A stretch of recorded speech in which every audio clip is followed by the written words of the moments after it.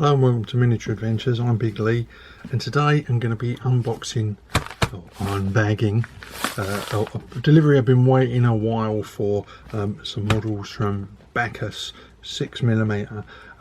It's taken a while for the delivery to come because obviously they're very behind in their production, but I've been happy to wait because it's been a long time since I bought anything from Baccus.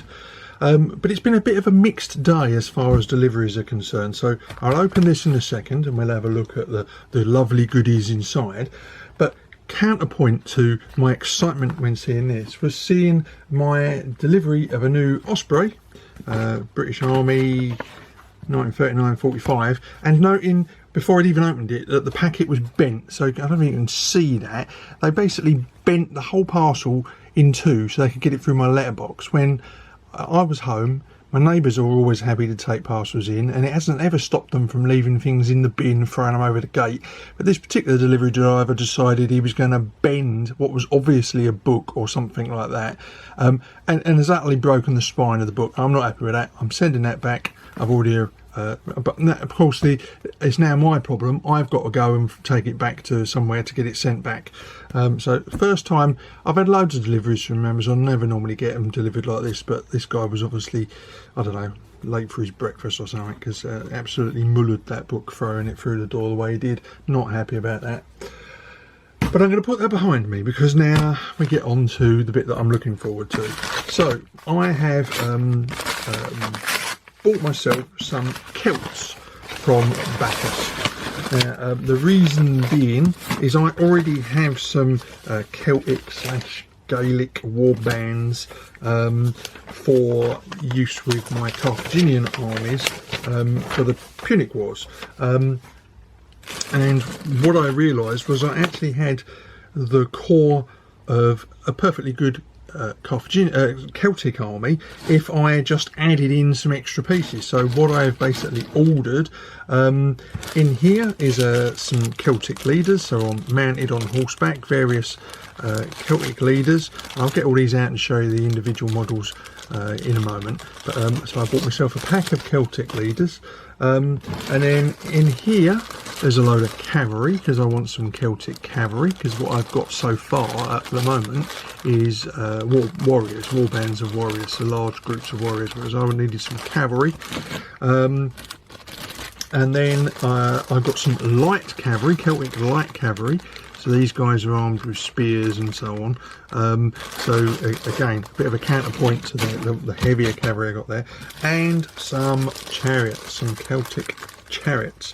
And I can already see these are going to be a little bit challenging to put together, but no more challenging than the ancient Indian chariots that I did last year. So what I'm going to do is I'm going to get all these out and show you them one at a time so you can see what sort of miniatures they are. You know, I do love the stuff from Baccus because it's just it's perfect for my style of painting. Nice bold details, and I paint these, prime them up, and then I paint them in base colours and then ink them usually, and that really brings out, particularly with details like this that I've got lots of nice deep detail, that when you put a layer of ink on it, boom, it pops, all the detail pops, and it just looks so much better. So that's my particular style of painting, not everyone's way of doing it, but my way of doing it. So I'm going to get these out now and show you them one at a time.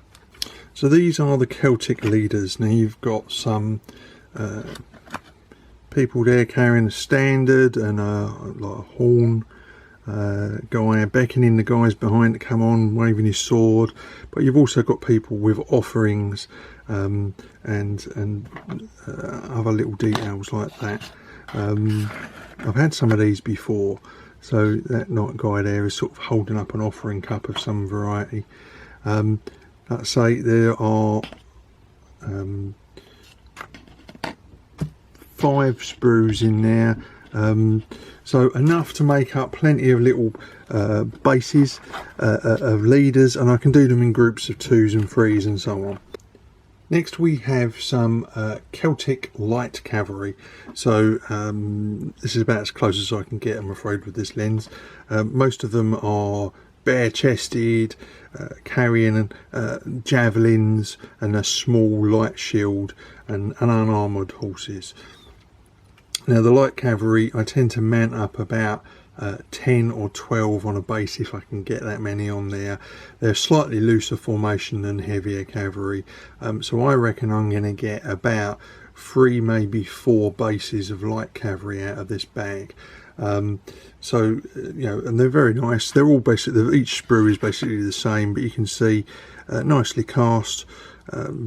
The horses are always very nice. I like the horses from Baccus so much better than some of the other brands I've tried. I've tried the irregular ones. I don't like the way that they're moulded. These are nice and detailed. Some of them have got a little bit of sprue, like there's a bit there from the horse's underbelly. That's easy to clip off, and a little bit of a needle file, and that will clean up quite nicely. So that's the light cavalry.